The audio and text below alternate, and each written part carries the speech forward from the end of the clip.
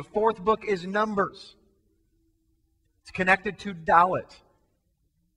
The fourth book of the Bible covers 38 years of the Israelites traveling through the wilderness, compared to the previous book that is 1 year.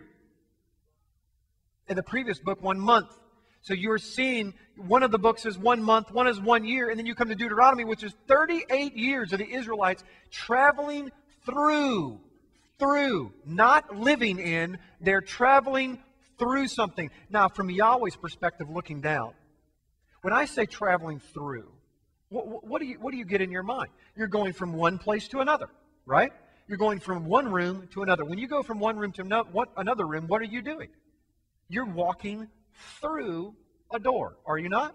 You have to. You're walking through an opening. From Yahweh's perspective, they're walking through the door. He opened the door on the Exodus at the 10th plague, and He let His people go out of that door. It was their choice whether to immediately walk through into their inheritance.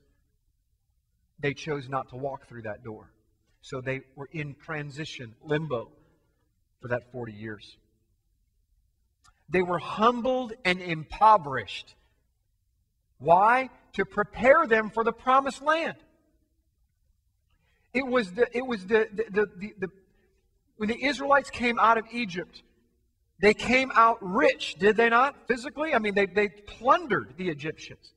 They came out, they rose up on the camel, and they became rich. The problem is they did not give back the life that Yahweh gave them. And so all of that gold, pretty soon that you couldn't give gold to get even meat.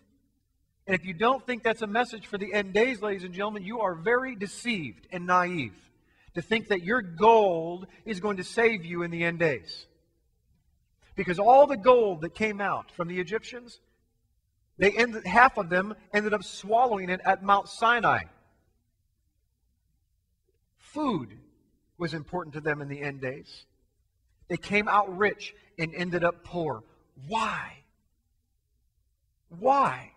Why would Yahweh bring them for 40 years to break them down, to humble them, to kill their pride? Because a rich man on a camel that does not give, the pride turns wicked. Did you know that the enemy has a language too? Guess how many letters it has? 22.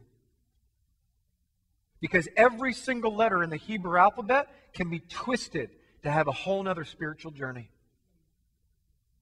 You want the power of the Most High to work in your life. You follow the positive from the garden. You follow Yahweh's language. But the enemy has a language that looks identical.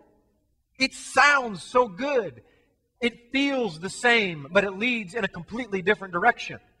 And that same camel can kill you. It can create the pride of life, which he will then cut the legs off at some point, and that camel will come crashing to the ground.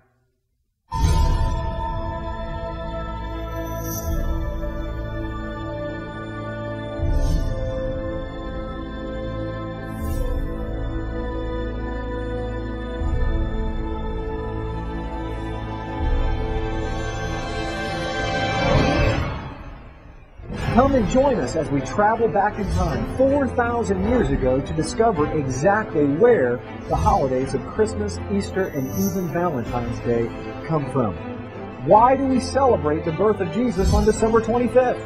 Whose birthday really is on December 25th? Where did we come up with December 25th? Where did the star on top of the Christmas tree come from?